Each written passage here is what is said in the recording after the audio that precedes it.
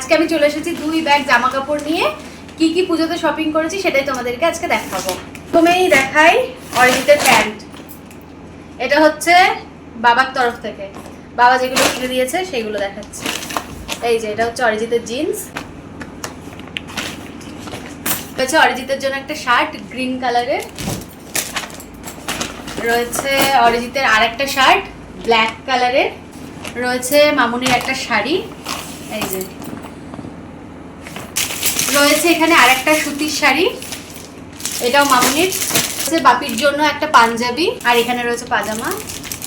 তো এই যে রয়েছে আমার জন্য একটা হোয়াইট কালারের টপ। কিরকম লাগছে বলো? এই শাড়িটা আমার বাবা আমাকে এনে দিয়েছে। আমি বাবাকে বলেছিলাম পুজোয় আমাকে শাড়ি দিতে হবে না, কিন্তু বাবা তাও এই শাড়িটা আমাকে কিনে দিয়েছে, নিজে পছন্দ করে কিনে দিয়েছে। পুরোটাই কিন্তু রয়েছে ইয়েলো কালারের মধ্যে, আর শাড়ির আঁচলটা রয়েছে রেড কালারের মধ্যে। এটা হচ্ছে মায়ের চুড়িদার, আমার মায়ের চুড়িদার। মাকে আমরাও দিয়েছি এই রকম, মানে গলায় যে কাজ করা এইরকম ডিজাইনের একটা চুড়িদার। বাবাও ঠিক এই একই ডিজাইনের কিন্তু আলাদা কালারের চুড়িদার মাকে দিয়েছে। তো বাবা দিয়েছে হোয়াইটের মধ্যে, আর আমরা যেটা দিয়েছি সেটা হচ্ছে পার্পল টাইপের কালারটা। তো এই যে কিরকম লাগছে বলো এটাও? এখানে রয়েছে সিমির একটা টপ, যেটা ক্রিম কালারের, ভীষণ ভালো লাগছে টপটা। সিমের একটা ওয়ান পিস নিয়েছে, সেটা এখন আলমারিতে ঢোকানো হয়ে গেছে, তাই আর দেখাতে পারলাম না। পুজোর সময় তোমরা দেখবে। পুজো যেগুলো কিনেছে সেগুলো সব গুছিয়ে রেখেছে, তাই আর দেখাতে পারলাম না।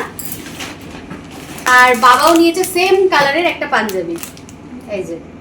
আর এখানে রয়েছে একটা বেড কভার, তোমাদেরকে দেখায় বেড কভারটা খুলে। এটা বাবা বলেছে পুজোর সময় বিছানায় যেন পাতা হয়। এই যে পুজোর সময় এটাই আমি পাতবো ভেবেছি বিছানায়। কিরকম লাগছে সবকটা জিনিস তোমরা অবশ্যই কমেন্টে জানিও। তো কালকে আমরা বাজারে গিয়ে এগুলো শপিং করেছি। এই সমস্ত কিছু কেনাকাটা কিন্তু বাবার তরফ থেকে, বাবা দিয়েছে পুজোতে। তো কিরকম লাগলো অবশ্যই বলো।